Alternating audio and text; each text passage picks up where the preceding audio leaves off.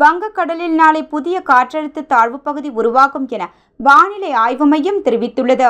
தமிழகத்தின் மேற்கு தொடர்ச்சி மலைப்பகுதிகளில் தென்மேற்கு பருவமழை தீவிரமாக பெய்து வருகிறது. நேற்று காலை வரையிலான 24 மணி நேரத்தில் அதிகபட்சமாக கோவை மாவட்டம் சின்னக்கல்லூர் பகுதியில் 16 சென்டிமீட்டர் மழை பெய்துள்ளது. கோவை மாவட்டம் வால்பாறை பகுதியில் 15, சின்னக்கோனா, ஊபாசி, சோலையார் ஆகிய பகுதிகளில் தலா 12 சென்டிமீட்டர் மழை பெய்துள்ளது. திருநெல்வேலி மாவட்டம் நாலுமுக்கு பகுதியில் 7 சென்டிமீட்டர் மழை பெய்துள்ளது. வடமேற்கு அதை ஒட்டிய மத்திய மேற்கு வங்கக்கடல் பகுதியில் நாளை புதிய காற்றழுத்த தாழ்வு பகுதி உருவாகிறது. மேற்கு திசை காற்றின் வேக மாறுபாடு காரணமாக நீலகிரி, கோவை மாவட்டத்தின் மலைப்பகுதிகளில் இன்று கனமழைக்கு வாய்ப்பு உள்ளது. வடக்கு தென் மாவட்டங்களில் இடி மின்னலுடன் லேசான மழைக்கு வாய்ப்புள்ளது.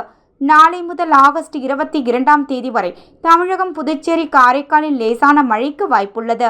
தென்மேற்கு வங்கக்கடல் பகுதிகள், மன்னார் வளைகுடா மற்றும் குமரிக்கடல் பகுதிகள், தெற்கு மற்றும் மத்திய வங்கக்கடல், அந்தமான் கடல் பகுதிகளில் சூறைக்காற்று வீசும் என்பதால் மீனவர்கள் அங்கு செல்ல வேண்டாம் என தெரிவிக்கப்பட்டுள்ளது.